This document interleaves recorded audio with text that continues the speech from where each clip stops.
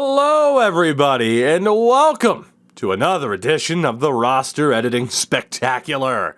My name is Tougie, of course, and what we do here is the same thing that we've done for many, many years. Long before I had a YouTube channel, I was obsessed with the idea of trying to have the most up-to-date rosters as possible, to have more what I consider to be appropriate ratings that EA would maybe drop the ball with on occasion, and maybe still do to this day. And now, of course, that roster sharing is in, a feature that I personally fought very, very hard for to see the inclusion of.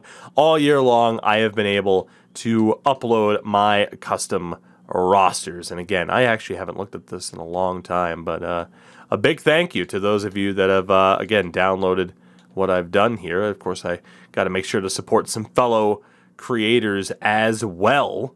I don't even know where I would look to be like, share your files, I guess is where my rosters would be. What version of this? This is version 6. We haven't released an update since deadline day. This roster will be the updated overalls and potentials for the NHL side of things. The AHL and junior leagues will be coming soon, hopefully, or at least a little bit closer towards the draft once we have, kind of like the dead set, final rankings predictions, which are always, of course, changing, aside from the fact that Shane Wright will probably be a member of the Montreal Canadiens. As well, I should say, we have worked on some other transactions, certain retirements like Patrick Marleau, that is in effect. There are certain moves like the Ottawa Senators announcing that Victor Mete, Chris Tierney and company aren't going to be back. They will stay on Ottawa's rosters until I can start to turn this into really next year's rosters, which will be one of my final few updates. So again, not everything's been updated, but the big stuff has been. Before we look at anything else, again, a friendly reminder. Number one, again, this is for Series S and Series X only because roster sharing is not cross-gen or cross-platform, unfortunately. Secondly, you will see overalls and potentials and maybe even positions that you disagree with. And again, a reminder, that is okay, but I do not care about your opinion. I know that sounds harsh. I know that makes me sound like a jerk who thinks he knows it all. But I have a formula and a method to this to take any personal bias of mine or yours completely out of the equation. You can disagree with the basis for that formula and method. You can disagree with how I implement certain numbers to get up, to that number, or how low of an overall, whatever. You can disagree with it. And again, that is okay. If you download my rosters, you can change whatever you want. If you think my rosters suck, you don't have to use them. As I just showed, guys like Tactics are out there. Snipe and Score. There are plenty of great roster editors out there, regardless of what platform you're on. So if you want to get into an argument in the comment section, I am a very argumentative person and will have no problem arguing. It's honestly very fun to get into text wars with people. I'll be honest, I enjoy it. It's a great time. I like debating people. I like arguing. It's just my personality. It is what it is. But I promise you, no matter what you say or, well, my eye test says this, I don't care, and it's not going to change anything. Okay? Cool. Let's take a look here at some of the rosters. We'll scroll through the NHL here. So obviously, again, it's a 3-year rating scale. So if I based Anthony Stolarz off of this year and last year alone, the guy would probably have the same rating as John Gibson. Of course, that does mean guys like Jamie Drysdale, who don't have a ton of experience, will probably end up with a lower rating as well. Should mention, and actually we'll mention it once we get somewhere else here with some of the potentials that are out here. And yeah, really quickly, we'll try to scroll through everybody. It's worth pointing out with guys like Buddy Robinson. Buddy Robinson is the type of guy that gets the silvers. Now, again, at the beginning of the year, I had golds eligible for truculence and stuff like that for hitting. Of course, I have since dropped it down to being silvers only. Someone like Buddy Robinson, people always will be like, oh, analytically he's not good, but I watch him and he plays hard, he plays with grit and effort and heart, and you can't measure that with analytics. Yeah, but you can measure it with X factors. So, why would NHL GMs, they value guys like Buddy Robinson. Exactly. Which is why they have X factors to signify that here's the one thing they're really good at, and this is why they get games. So, again, you will see guys who you might not think are that good with X factors because they deserve them. I do not have X factors based on, oh, you got to be an 88 or higher. I don't believe that's the right way to go about things. I don't. Flat out. Again, you could sit there and talk about it. Why would Buddy Robinson get NHL games? It's because he's really good at the physical aspect, and that is why. So, again, that's one of the things that you might not agree on. That's perfectly fine, but I was not a big fan of limiting this to just an overall. I don't think that's fair, and you'll see certain players where you'll see what I mean. Ryan Getzloff has confirmed he is retiring. We have not taken him off the roster. However, if you give him this drastically low of a potential, that rating will drop anywhere from 10 to 12 points in my tests so far, and he retires at the end of Season 1 pretty consistently. The same thing has been done for Dustin Brown of the LA Kings. So that is the reason for that particular potential. Shout out to Arizona. Shout out to Travis Boyd. Now, Travis Boyd's a great example. In terms of the overalls, again, you will see overalls that you disagree with. Keep in mind, with EA and the attributes that we have very limited options. Here is the case in point. So again, as with my ratings, pretty much all the time this year, you will see what I consider to be the less important stats and what EA typically consider to be the less important stats. Starting at a 99, we work it down a little bit for some people to get to the proper rating that we're looking for. But, case in point with puck skills. Travis Boyd, 80 passing. Not that great. Not that great. He only has 4-star puck skills with that. Those 99s, you could sit there and say it makes every player feel the same way. I have played numerous games with an EA-provided roster with other people's custom slider sets, through like Operation Sports and stuff like that. I respectfully disagree that this makes every player feel the same. Because again, we have X factors to still make these players feel differently, and the key stats, the shooting, the passing, the awarenesses, those are still based off of analytics and those numbers to make sure that they keep, the players in line with how they actually are. So you look at Travis Boyd, he's fine. He's just fine. He's an 84, which might seem high, but then you look at the ratings and it's like, oh, okay, he's fine. Like, just because he's an 84 doesn't mean you want him as your second line center. Like, he'd probably do fine there, but ideally you still want him as a third-line center, which I would say describes Travis Boyd pretty well, all things considered. Of course, there were a lot of UDFA players added in as well. Not that McBain was a UDFA, but it is worth noting that not everybody has been added in, but the vast majority of players have been. So that is a positive as well. Again, I do not overrate those players right out of the gates, though, so you're not going to see this UDFA free agent who scored 40 points in the NCAA, and it's like, oh my God, you didn't give him a medium elite. Names I will throw out there: Mike Vecchione, among Spencer Fu, among numerous others who, did very, very well in the NCAA, and it never translated at the NHL level. I already know Mike Riley will have one of the more controversial potentials out there. Again, he's just fine. Doesn't have a shot. Passing's not that good. Defense isn't that good. He can skate. He can move the puck, and that's pretty much it. And that describes Mike Riley very, very well. Tell me that doesn't line up with the eye test. Well, he didn't hustle in that one play in Game 7. Yeah, sure. Fair enough. Shout out to Derek Forbort as well, who was the Bruins' best defenseman in that series against Carolina, as ridiculous as it is. A reminder as well, of course, on my second channel, Tougie24, that's TWOGIE24, that is now the home for my franchise mode content. We have just started a new series with the Boston Bruins, a series in which we are firing Don Sweeney because he should be fired. So there you go, kind of drifting into that reality. Shout out to the Buffalo Sabres as well. Alex Tuch, great goddamn player. It's amazing how well that Jack Eichel deal worked out for them. Shout out to a very underrated player so far in the NHL games he has, and Samuelson. I think he's going to surprise a lot of people very, very, very, very soon. And then there's Markstrom, who somehow was able to outduel Jake Ottinger. It's ridiculous. So excited for the Battle of Alberta. It's going to be An absolutely incredible series, I am sure, which means it'll end in like 4 games, and it'll still be awesome. Someone like Sean Monahan, by the way, currently listed on Stockton because, of course, he's out for the rest of the year. And then there's the previously aforementioned Carolina Hurricanes. Jordan Staal, based on that Bruins series alone, should be a 90. But again, it's a 3-year rating scale. And then there's the man who broke my heart, who I desperately wanted the Bruins to trade for at the deadline. And they didn't.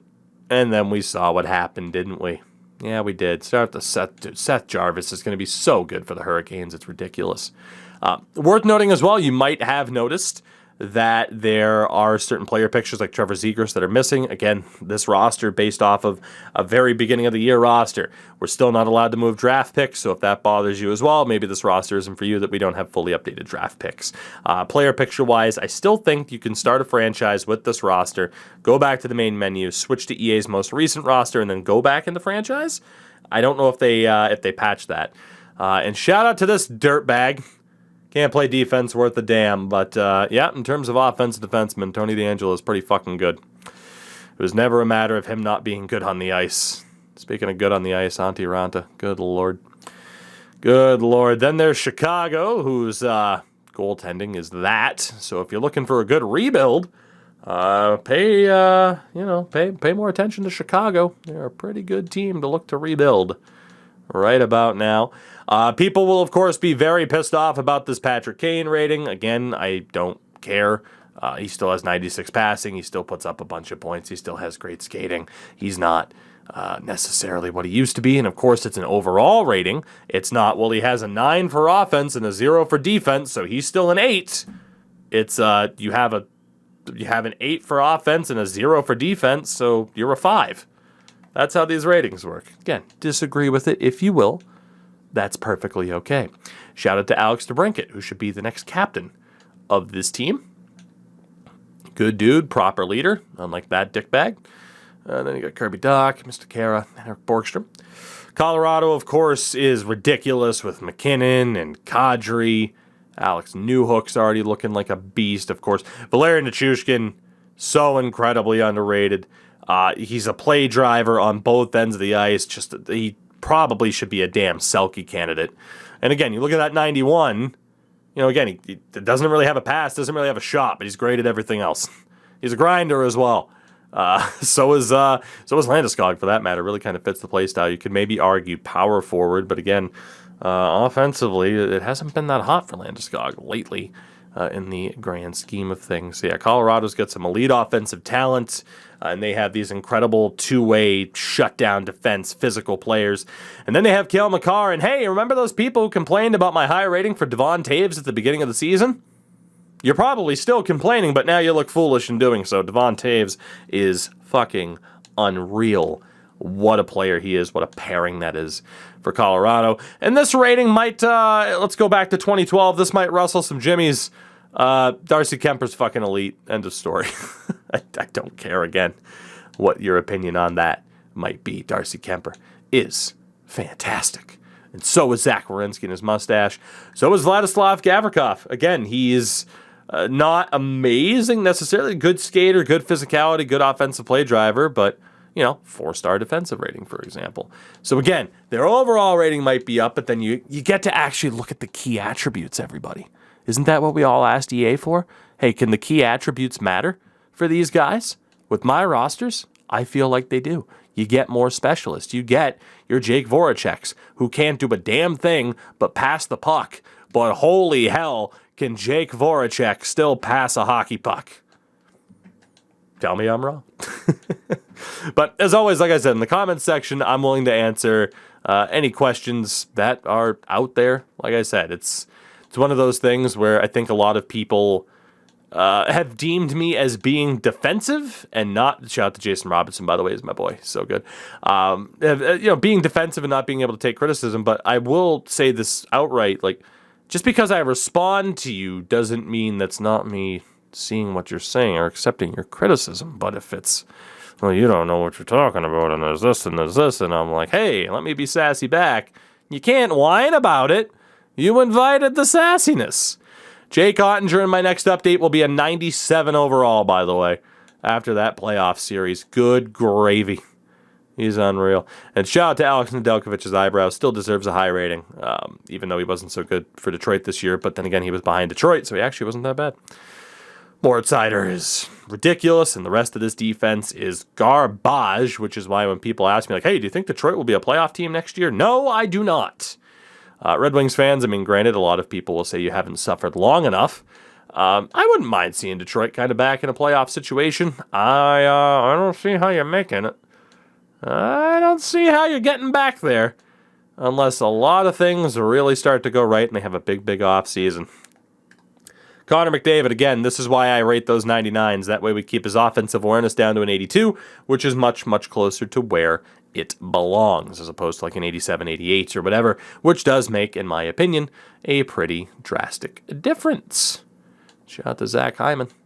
Never been smiling as strong since he left Toronto. Vander Kane, of course, hell of a shot, physical, no discipline. It's not a hot take. The man takes a lot of penalties. What do you want from me? What do you want from me? Shout out to Cassian and Pool Party. Good for Edmonton, though, to make it to the next round. People will be mad about Brett Kulak's rating. He's literally just a defensive defenseman. He might put up like 10 points for you in a season. Again, you got to focus on the ratings more so than anything else. Evan Bouchard ends up as a franchise mode cheat code because he's already ridiculous and he's only going to get better. It's crazy. And then there's this toolbox. Goaltending-wise, these will be the controversial ratings. Again, if you want to judge goaltenders just by raw save percentage and such, especially recently as opposed to that 3-year scale, then yeah, this rating for Mikko Koskinen is absurd. It is very much carried by this season here, and very much carried by the fact that, as the Oilers fans will tell you, they had a garbage head coach, and Mikko Koskinen, from an analytical standpoint, depending on who you ask, is a little bit better than what his pure save percentage would infer. So again, that's even a rating that I look at and I'm like, if it was up to, like, if I base these off of my personal opinion, Mikko Koskinen would be like a 78. It's not off of my personal opinion. Because again, as much as, yeah, that's the thing. For me, it's as argumentative as I've been called over some of my ratings. I'd be that much more argumentative if they were my ratings and I felt compelled to have to justify every rating every single time. So that's why we don't do that. Shout out to frickin' Claude. Man, the Florida Panthers, Claude Giroux, Joe Thornton, even though he's a scratch. Sorry to Tampa fans. I'm clearly rooting for the Florida Panthers in the showdown in the Sunshine State. Shout out to Adrian Kempe and the LA Kings. They put up a damn good fight.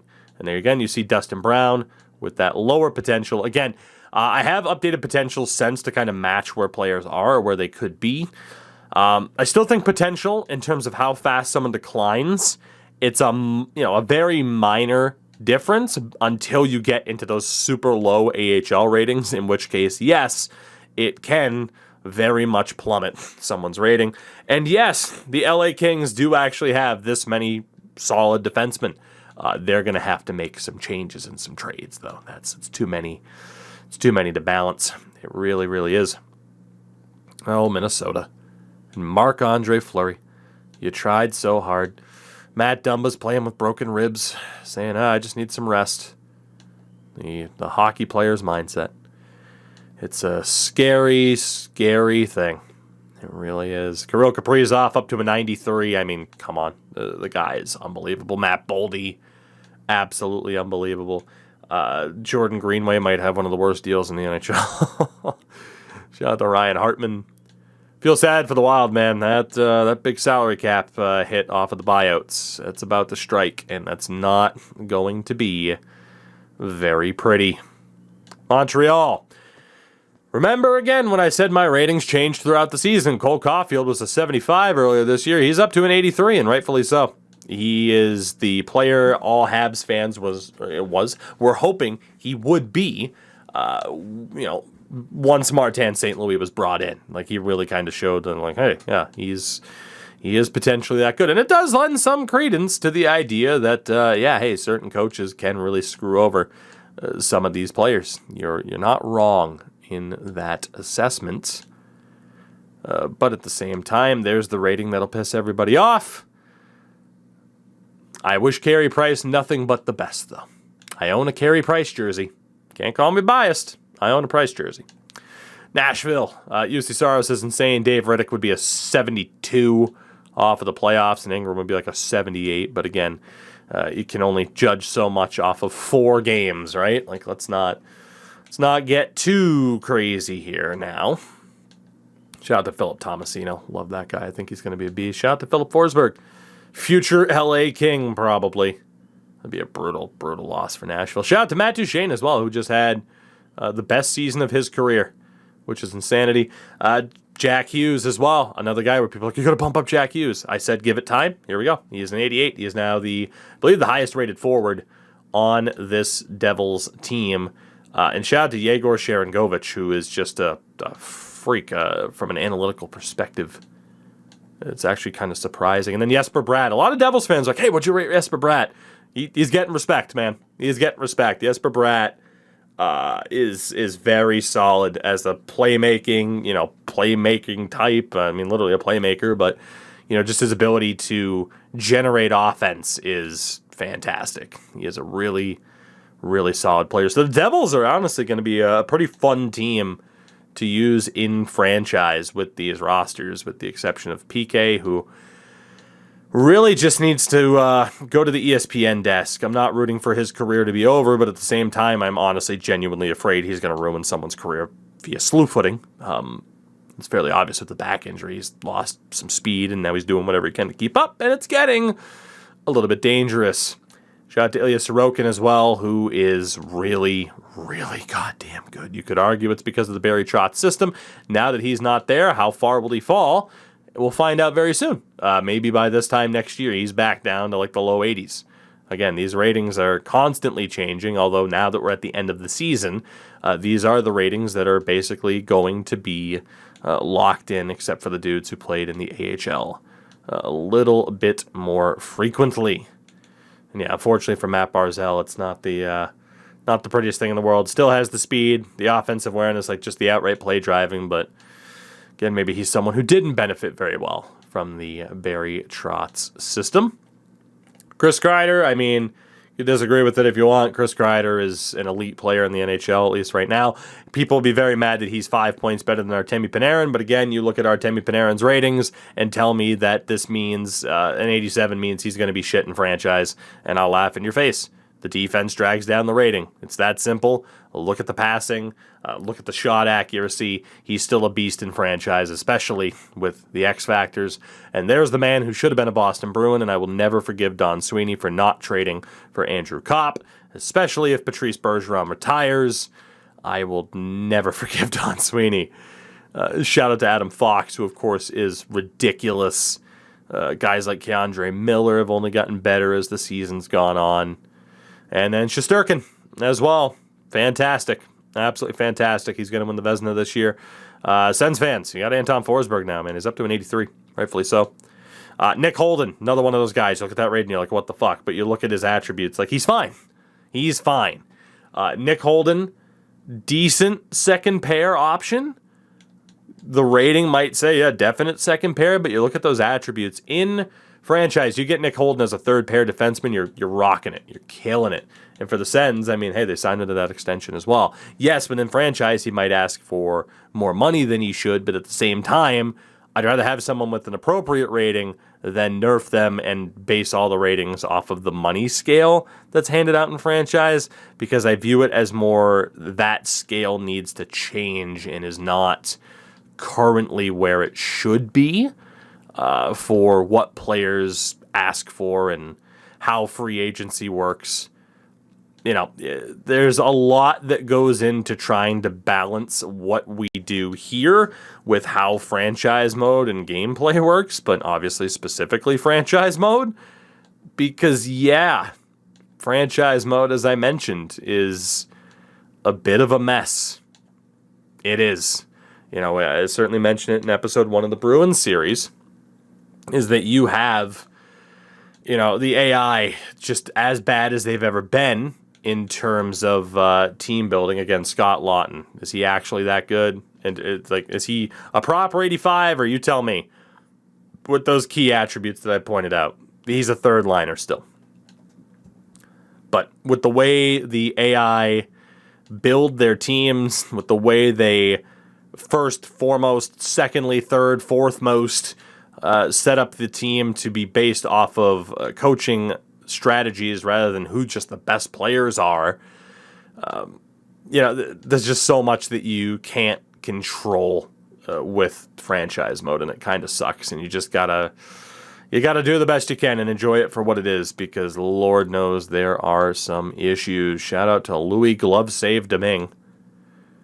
Goodness gracious. Then the Penguins. Talk about an interesting team to use in franchise mode. Will Letang and Evgeny Malkin be back? Will Brian Rust, Ricard Raquette, look at all of these expiring deals.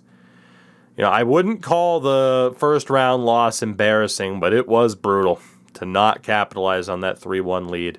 Injuries or not, Louis Domingue or not, 3 chances to knock the Rangers out, and failing to do so is a rough scene. Speaking of rough scene, the San Jose Sharks were in such a weird spot. Good Lord. Of course, defensively. Shout out to Jacob Magna, who, again, doesn't have the most games played, but just like Jacob Middleton was fantastic. Could easily drop right back down. Basically, he and Jacob Middleton swapped ratings once Middleton got traded to Minnesota. And then there's the Marc-Edouard Vlasic contract, which you're probably going to want to buy out within franchise mode. And James Reimer, another one of those guys. He is a fantastic, super underappreciated goaltender. And then there's Philip Grubauer, who, good for you, buddy. You got paid. You got paid. Oh, and then good old Seattle. See, Jordan Eberle, not that bad. Brandon Tanev, of course. So, like I said, any questions, let me know. We'll continue to just scroll through the rest of the team. But I think you kind of get the gist of how this is set up. And again, you can look at Ryan O'Reilly. Not the biggest offensive threat in the world anymore, but I mean, Jesus, he's in contention to win the Selke every single season. This Blues team, I really do give them a great chance at beating the Colorado Avalanche. They have, look at the right wings, man. Look at the right wings. It's unbelievable how well set up the St. Louis Blues are. Defensively is probably the biggest concern. Might still maybe want to have Alex Pietrangelo back there instead of, actually icing Calle Rosen. But they do what they do. And Tampa with Vasi at a 92. Hedman back up to a 92. He's gotten better throughout the season, as I said that he would. And right wings as well, Nikita Kucherov. There were some people who were very upset with Kucherov's last rating. I said give it time and give it until the end of the season. And here we are. And again, his defense is abysmal. Everything else is incredible. You got to pay attention more, like I said, to those key attributes rather than just being super hyper-focused on a player's overall, because it does not tell the full story of somebody's rating. Shout out to Nick Paul, though. Mr. Game 7. Mr. Game 7, Nick Paul. Pierre-Edouard Bellemare, like I said, he's only a 79, has no offense, but Jesus, you need a power, a penalty kill or a fourth line. I was going to say power kill, and yeah, pretty much. You got Austin Matthews. John Tavares, again, wheels used for really good offensive play generators, because it's the best way to generate offense into this game is be fast. So obviously he doesn't have the crazy speed, but he does have wheels to kind of showcase that he's a great offensive play driver. But God, Toronto, what the hell do you even say about the Toronto Maple Leafs? I said it in my recap video. Leafs fans, I am sorry. I was rooting for you. Shout out to Mitch Marner as well. Again, there was the horrifying story that he was carjacked. Thankfully, he is okay. The initial instinct is obviously to say, in general, screw the person who did that. But then again, I also think to the mindset of man, how bad of a spot must you be in to try to carjack somebody? That is... Either it's a level of douchebaggery that deserves numerous years in prison, hopefully as a correction. You can argue how much of a correction it is. That's not a conversation we're having. But either you're just a sadistic enough bastard that you're I'm going to carjack this person because I know they're rich, or they're so desperate and at the same time good Lord, thank God Mitch Marner is okay. That's the moral of the story here. Oh, goodness. A lot of people were like, hey, why doesn't Brock Besser have any abilities? Brock Besser's kind of the jack of all trades at this rate. And obviously we know what Brock Besser's gone through in his personal life, and it does very much seem to have had an effect on his play. I can't exactly have a special occasion for like, well, this guy's going through personal struggles. Let's make him 5 points better. Gotta keep it fair. Gotta keep it fair. Speaking of fair, the Vegas Golden Knights. Oh, fairly certain that we haven't seen the last of their changes. Peter DeBoer got fired yesterday. Rightfully so. He was never a great fit for that team. Max Pacioretty, by the way, ends up being an absolute beast in franchise. His shooting metrics are still off the chart, and Jack Eichel's great defensively. It's really weird. It's really, really weird. You wouldn't know it, but that really does kind of describe Jack Eichel's play style and poor Nolan Patrick. Washington. Again, Johan Larsson's another great example. Like, no offense whatsoever, but amazing defensively when he's not injured. And then Ovi, obviously, shooting-wise, it's ridiculous. Like, he's still, 50-goal capability, simming, playing with him. It doesn't matter. Does not matter. Again, Garnet Hathaway gets a little bit more credit because he's really good defensively. Nick Jensen as well. Again, probably not the guy you want on your top pair unless you have an elite offensive defenseman next to him, but in terms of like a defense-first shutdown guy, Nick Jensen's underrated by a lot of people. And Samsonov ends up being higher than Vitek Vanacek. Our final team, of course, the Winnipeg Jets. Connor Hellebuck is still fantastic. Josh Morrissey had a decent little bounce back after having a decent rating. Neil Pionk kind of went the other way. Nick Ehlers, of course, is great. Blake Wheeler, it's the wheels are starting to fall off for old Blake. Kyle Connor, who should have been a Boston Bruin, still not over that one. And then rounding it out, Mark Scheifele. Are you going to get traded this offseason? You might. It's craziness. With that, everybody, that will do it. Again, thank you for checking this out. Thank you for supporting the whole roster sharing deal. We shall hit share my files. And again, make sure to check out the new Bruins series. We shall hit upload saved file. New file. And it shall be Tougie V6 end of season. Let's see. I gotta capitalize that S. Tougie V6 end of season is live now on Xbox Series X/Series S. And I'll see you guys very, very soon. Goodbye.